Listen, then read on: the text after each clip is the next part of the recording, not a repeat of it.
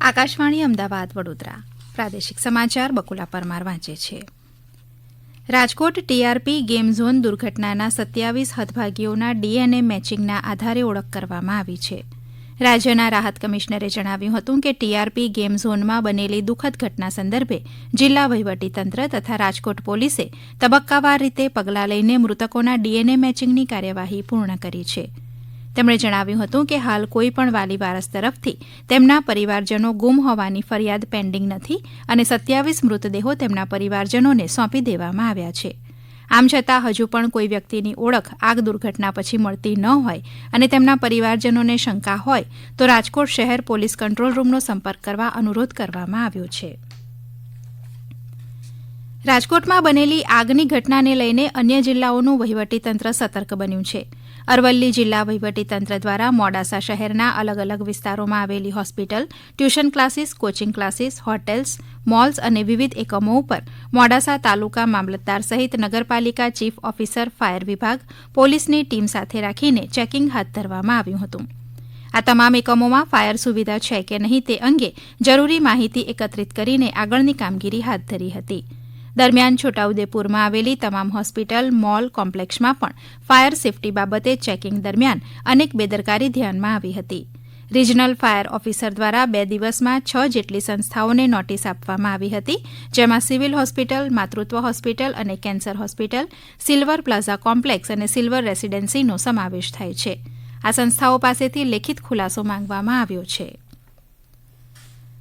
CID crime દ્વારા જીએસટીના input tax credit મેળવવા ખોટા વ્યવહાર દર્શાવનાર 2 આરોપીઓની ધરપકડ કરવામાં આવી છે.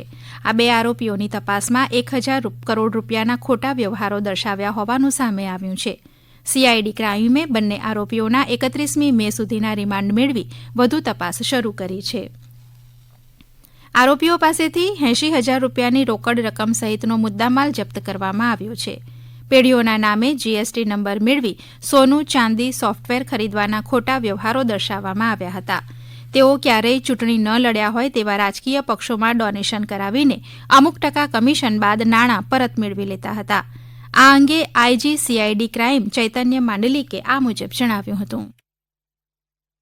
सीआईडी क्राइम ने उमंग दर्जी जो अहमदाबाद स्थित रहवासी है और रवि सोनी वो भी अहमदाबाद स्थित रहवासी है, उन दोनों को अरेस्ट किया हुआ है. ये लोग गलत जीएसटी फर्म खोल के और जो इनकम इनपुट क्रेडिट टैक्स है वो आगे व्यापारियों को फॉरवर्ड करते थे और बाद में गवर्नमेंट से वो रिफंड करवा देते थे. इस तरह गलत भारतीय जो अर्थव्यवस्था है उसको नुकसान करने का कौभांड इन लोगों ने किया हुआ है. इनकी तरह और 5-7 लोग हैं जिनका भी नाम केस में खुला हुआ है, उनका ऊपर भी इन्वेस्टिगेशन चल रहा है. મહેસાણામાં ગુજરાત પ્રદૂષણ બોર્ડની કચેરી દ્વારા રોટરી ક્લબ ખાતે ઈ વેસ્ટ ઇલેક્ટ્રોનિક્સ અંગે જાગૃતિ સેમિનાર તથા ચિત્ર સ્પર્ધાનું આયોજન કરાયું હતું, જેમાં ઇલેક્ટ્રોનિક્સ કચરાના નિકાલ માટે પ્રદૂષણના અધિકારીઓ દ્વારા માર્ગદર્શન અપાયું હતું. ચિત્ર સ્પર્ધામાં 65 વિદ્યાર્થીઓએ ભાગ લીધો હતો અને વિજેતા વિદ્યાર્થીઓને ઇનામ આપવામાં આવ્યા હતા. ઉચ્ચતર માધ્યમિક પ્રમાણપત્ર પરીક્ષા ધોરણ 12 વિજ્ઞાન પ્રવાહના વિદ્યાર્થીઓએ રૂબરૂ અવલોકન માટે કરેલી અરજીઓની અવલોકન પ્રક્રિયા 6મી જૂનથી 8મી જૂન દરમિયાન રાખવામાં આવી છે. ગુજરાત માધ્યમિક અને ઉચ્ચતર માધ્યમિક શિક્ષણ બોર્ડ ગાંધીનગરની યાદીમાં જણાવ્યા પ્રમાણે ઉત્તરવહી અવલોકનમાં ઉપસ્થિત રહેવા માટે અરજી કરનાર ઉમેદવારે સમય, સ્થળ અને તારીખ જેવી વિગતો દર્શાવતો કોલ લેટર વેબસાઇટ sci.gseb.org અને gseb.org ઉપરથી આજથી મેળવી શકાશે. આ માટે કોલ લેટર, હોલ ટિકિટ, પ્રમાણપત્રની નકલ અને અવલોકન માટે ફી ભર્યાની રસીદ સાથે ઉપસ્થિત રહેવાનું રહેશે.